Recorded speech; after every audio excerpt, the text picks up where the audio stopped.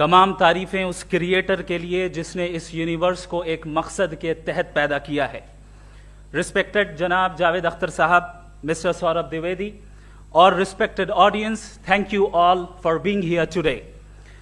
آج کی ڈیبیٹ میں چونکہ ہم بات کرنے والے ہیں ڈز گاڈ ایگزسٹ کے ٹاپک پر, تو یہ ایک ایسا ٹاپک ہے جس کے متعلق کوئی بھی ڈیسیجن لینے کے لیے الگ الگ اسٹینڈرڈز ہو سکتے ہیں. لہٰذا ڈیبیٹ کے شروع میں یہ ضروری ہے کہ ہم یہ جان لیں کہ آج کے اس ٹاپک میں کون سا اسٹینڈرڈ صحیح ہوگا اور کون سا غلط ہوگا. سب سے پہلا اسٹینڈرڈ جسے میں سمجھتا ہوں کہ ہمارے رسپیکٹڈ جناب جاوید اختر صاحب بڑی تیزی کے ساتھ اس کی طرف لپکیں گے, وہ ہے سائنس. جبکہ سائنس در حقیقت خدا کے ایگزسٹنس کو ڈائریکٹلی ثابت کرنے یا اس کے ایگزسٹنس کو ڈینائی کرنے کے لیے اسٹینڈرڈ نہیں بن سکتی. اور اس کی وجہ کیا ہے یہ میں نہیں کہہ رہا, یہ وہ لوگ کہہ رہے ہیں جو سائنس کے ایکسپرٹس ہیں. نیشنل اکیڈمی آف سائنس کہتی ہے science doesn't have the processes to prove اور disprove the existence of God. Why? کیونکہ سائنس کا تعلق ایمپیریکل ایویڈنس سے ہے, اور ایمپیریکل ایویڈنسز کا تعلق ہمارے نیچرل اور فزیکل ورلڈ سے ہے, جبکہ گاڈ نان فزیکل اور سپر نیچرل ریالٹی ہے. لہٰذا نان فزیکل ریالٹی کو آپ اس ٹول کے ساتھ نہیں چیک کر سکتے جس کا کام فزیکل ریالٹی کو تلاش کرنا ہے. لہٰذا آج اس ڈیبیٹ میں گاڈ کی ایگزسٹنس کو ثابت کرنے یا اسے ڈینائی کرنے میں سائنٹیفک ایویڈنس کو ایکسپٹ نہیں کیا جائے گا. دوسرا اسٹینڈرڈ ہو سکتا ہے ریویلیشن, کہ ریویلیشن کے ذریعے ہم یہ ثابت کریں کہ گاڈ ایگزسٹ کرتا ہے یا نہیں. لیکن یہ اسٹینڈرڈ بھی آج ارریلیونٹ ہے. کیوں؟ کیونکہ ریویلیشن میرے نزدیک سورس آف نالج ہے, ویلڈ سورس آف نالج ہے, لیکن ہمارے جاوید اختر صاحب کے نزدیک یہ ویلڈ سورس آف نالج نہیں ہے. لہٰذا آج کی ڈیبیٹ میں ایک بھی ایویڈنس کسی بھی مذہبی اسکرپچر سے نہیں دوں گا تاکہ جاوید اختر صاحب کے لیے وہ ان ایکسیپٹیبل نہ ہو. تیسرا جو معیار ہو سکتا ہے وہ ہے آبزرویشن, کہ بھائی کوئی کہے کہ ہمیں خدا دکھاؤ, اگر ہے تو دکھاؤ, یا یہ کہ خدا کے ایگزسٹنس پر ایمپیریکل ایویڈنس دو, تو یہ ہے در حقیقت غلط ٹول کا استعمال کرنا. یہ ایسا ہی ہے کہ جاوید صاحب مجھ سے یہ مطالبہ کریں کہ مفتی صاحب آپ میٹل ڈیٹیکٹر کے ذریعے پلاسٹک ڈیٹیکٹ کر کے دکھائیں. اب چونکہ پلاسٹک ڈیٹیکٹ نہیں ہو پا رہی ہے لہٰذا plastic does not exist. No, you are using the wrong tool. اس ٹول سے پلاسٹک کو ڈیٹیکٹ نہیں کیا جاتا. لہٰذا میں سمجھتا ہوں کہ گاڈ کے ایگزسٹنس پر ایمپیریکل ایویڈنس کا مطالبہ کرنا ایک بچکانہ مطالبہ ہے, اور ہمارے رسپیکٹڈ جناب جاوید اختر صاحب اس اسٹیج سے اب بہت آگے نکل چکے ہیں. اب بچتا ہے ایک ہی اسٹینڈرڈ, اور وہ اسٹینڈرڈ ہے عقل, لاجک, ریزننگ. اور یہی وہ اسٹینڈرڈ ہے جس کے تحت گاڈ کی ایگزسٹنس کو ثابت کیا جائے گا یا گاڈ کی ایگزسٹنس کو ڈینائی کیا جائے گا. لیکن چونکہ یہ بہت امپورٹنٹ اور سینسٹیو ٹاپک ہے, اس لیے لاجیکل آرگیومنٹ بھی ایسا ہونا چاہیے جو ڈیفینیٹو ہو, انڈیفینیٹو نہ ہو, جو 2 اور 2 4 کی طرح بالکل واضح ہو, جسے لاجیکلی ریجیکٹ کرنا پاسبل نہیں ہو. فار ایگزامپل ہم کہیں ہمارے رسپیکٹڈ مسٹر سوربھ صاحب یہ ایک انسان ہے اور تمام انسان کانشیس بینگ ہے, لہٰذا نتیجہ کیا نکلا, ہمارے سوربھ صاحب بھی کانشیس بینگ ہے. کیا یہ انڈیفینٹ آرگیومنٹ ہے یا ڈیفینٹ آرگیومنٹ ہے؟ یہ ڈیفینٹ آرگیومنٹ ہے. یہ 2 اور 2 کی طرح واضح ہے, اس میں کسی طرح جو ہے لاجیکلی اس کو ریجیکٹ نہیں کیا جا سکتا. تو اگر آج ہمارے جاوید اختر صاحب ایسی کوئی عقلی دلیل اور لاجیکل ایویڈنس دیں خدا کے نہ ہونے پر جو ڈیفینٹ بھی ہو, تو میں یہ اعلان کرتا ہوں کہ یقیناً میں اس ایویڈنس کو قبول کروں گا اور اس پر غور کروں گا. لیکن ساتھ میں یہ بھی اعلان کر دیتا ہوں پریڈکشن کے طور پر کہ ایسا کوئی ڈیفینٹ آرگیومنٹ کوئی نہیں پیش کر سکتا.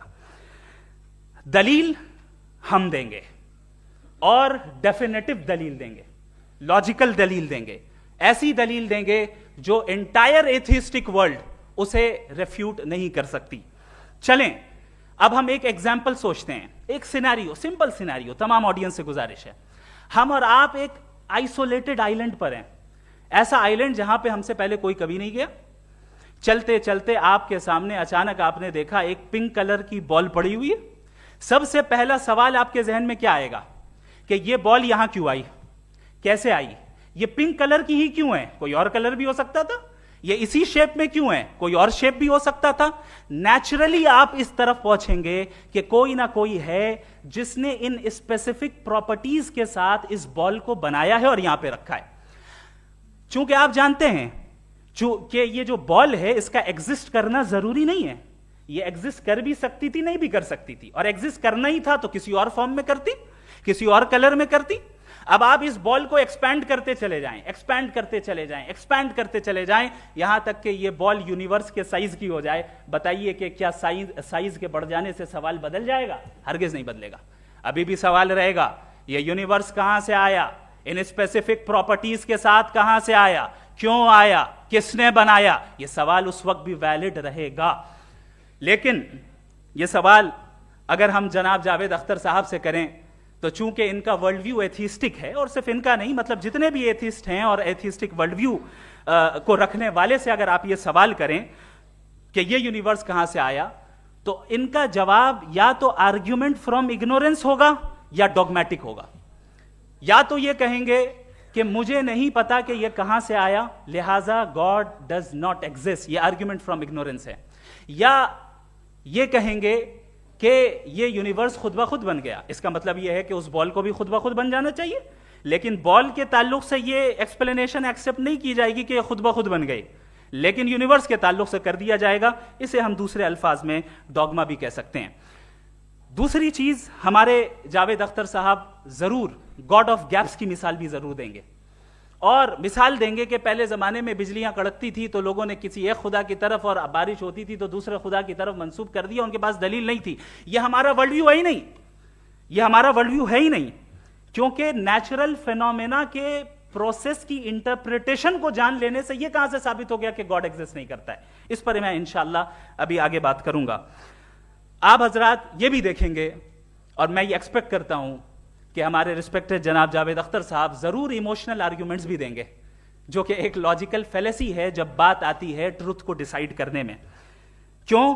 مثال کے طور پر وہ کہیں گے کہ اگر گاڈ ہے تو ایول کیوں ایگزسٹ کرتا ہے, جبکہ میں کہتا ہوں ایول کا ایگزسٹ کرنا گاڈ کے ایگزسٹ کرنے کی دلیل ہے, اس کے خلاف نہیں ہے. چونکہ اگر گاڈ ہے تو ہم سب اس کے سامنے اکاؤنٹیبل ہیں, اور اگر ہم اکاؤنٹیبل ہیں تو اکاؤنٹیبلٹی کے لیے ایول کا موجود ہونا ضروری ہے, اس کے بغیر ہم اکاؤنٹیبل نہیں ہو سکتے. اور اگر ہم اکاؤنٹیبل نہیں ہیں تو ہم جناب جاوید اختر صاحب سے پوچھیں گے کہ آپ بتائیں کہ پھر سفرنگ اس دنیا میں کیوں ہیں؟ اگر خدا نہیں ہے تو سفرنگ کیوں ہیں؟ اور ان لوگوں کے جذبے کا کیا جن کے اندر سفرنگ کے بعد انتقام لینے کا جذبہ پایا جاتا ہے اور وہ اس دنیا سے ایسے ہی چلے گئے, کیا ان کی ساری تکلیفیں بیکار چلی جائیں گی؟